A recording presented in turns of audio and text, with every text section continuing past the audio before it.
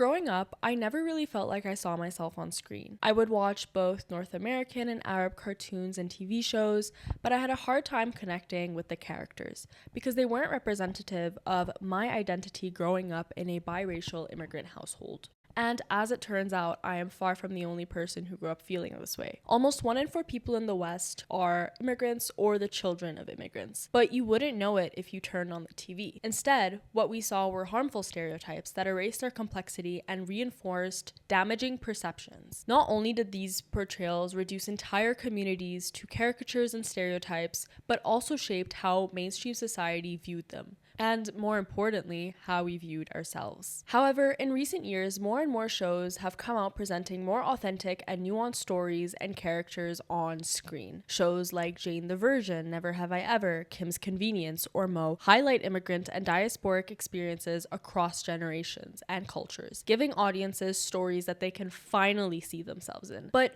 what is it about these shows that make them resonate so powerfully with viewers across different diasporas? Why is it, for example, that I, as someone who is part of the Arab diaspora, can see myself in stories about the Latino or South Asian or East Asian or African diasporas? Because these shows explore themes that go beyond culture-specific details, they capture struggles and emotions that transcend language, religion, and tradition. Things like displacement, belonging, experiences of racism, and generational conflict. That's why even when a show isn't about your culture, you can still see yourself in it. You might not share the same holidays or eat the same food as the characters, but you understand the pressure, the family conflict, the feeling of not fully belonging. And that's exactly what cross-diaspora representation on screen is. The instruments are different, but the melody is the same, with the family often finding itself at the center of these stories. While each show has its own unique plot, what really drives these stories isn't the surface level plot, it's the family subplot. How families face challenges, clash over values, and somehow find ways to resolve their conflicts. That's what makes them so captivating, especially when those dynamics mirror the lived realities of diasporic audiences. Because within most non-Western cultures, the family is generally valued above all other relationships, and when displaced and distanced from extended relatives, dependence on immediate family grows, not only emotionally, but for cultural and linguistic preservation. And this kind of representation matters because it captures the nuances of immigrant households in ways that the quirky white nuclear family trope never could. Because that narrative just doesn't apply to us. And growing up only seeing that narrative on screen can be damaging for kids growing up in immigrant households. Kids who grow up feeling like their family isn't normal or like there's something wrong with the way they live. But when immigrant families are represented truthfully, it sparks a sense of recognition. You realize that it isn't just a personal problem or flaw, it's a shared experience that exists beyond your household. And nowhere are these tensions more obvious than in generational clashes between immigrant parents and their children. To a certain extent, generational conflict is pretty normal and expected within families regardless of race, religion, or ethnicity. However, within immigrant households, this generational tension can be heightened because more often than not, these differences are not only generational but cultural, especially when you have kids and parents who grew up in completely different countries and have completely different experiences with the host country and immigration. For example, in Kim's Convenience, there is a particular scene where the daughter Jeanette, who is a photography student, comes home after a long day to find that her father is selling her photos in the family store. Pictures she had planned to display in an art gallery in her school for the very next day.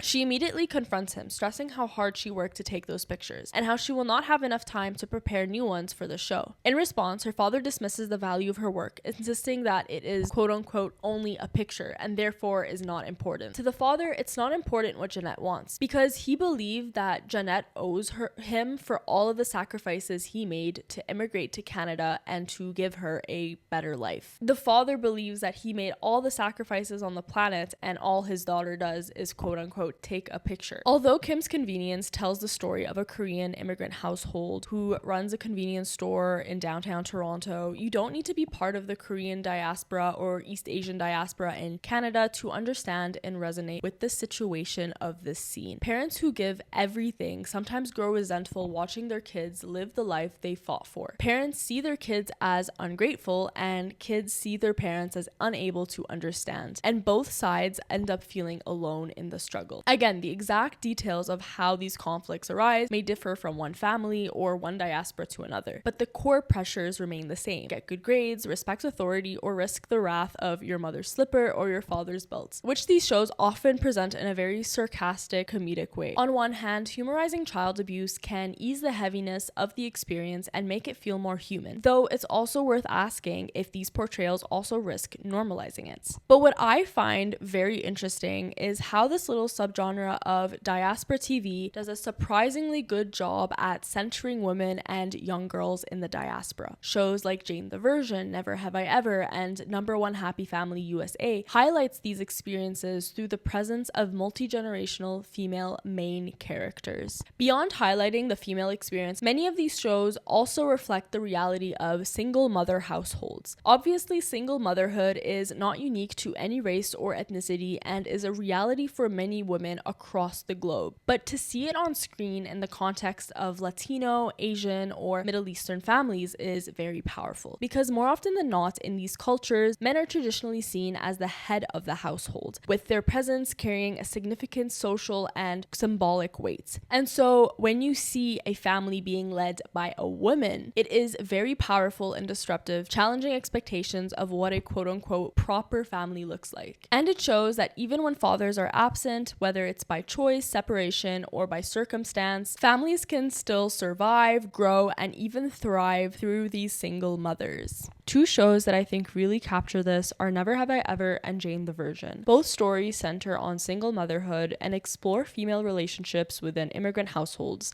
showcasing how these women navigate their relationships with one another despite their differences, and how each character overcomes their own personal challenges around womanhood, marriage, assimilation, and identity. And I think that the beauty of these shows really lies in how these different characters maintain a loving relationship despite the occasional conflict. Because for many daughters in immigrant households, it's a painful reality that we must either hide who we are or risk being distanced from our family for embracing more westernized values that go against what our families expect from us. And you can see a glimpse of this in Mo and Ramy. Although the role and relationships of women aren't the focus of the show, there is an episode in Mo dedicated to No, the eldest sister of the Najjar family, who is estranged because she married a Canadian white man. Or, for example, in Ramy, where the mother and daughter have a more difficult and strained relationship. Not only do these shows do such a good job at centering women, but they also make space for underrepresented identities, such as neurodivergence, queerness, and disability. They portray these characters in ways that feel authentic and genuine, which is powerful to see on screen, especially since many of these identities remain stigmatized and taboo, not only within diasporic communities, but across society as a whole. And I think that Arab diaspora TV shows like Mo, Ramy, and Number One Happy Family USA does a very good job at representing these identities, especially considering how taboo they remain within Arab communities, both in the diaspora and in the region. One of my favorite characters from the series Mo is his brother Samir, who is clearly undiagnosed with autism, yet still a very nuanced and lovable character. Sometimes his family embraces him with love and patience, and other times they suppress and ignore his reality either out of fear, stigma, or most likely lack of awareness. In one scene, Samir asks his mother why she never talks to him about marriage like she does with his brother Mo, and Samir asks if it's because something is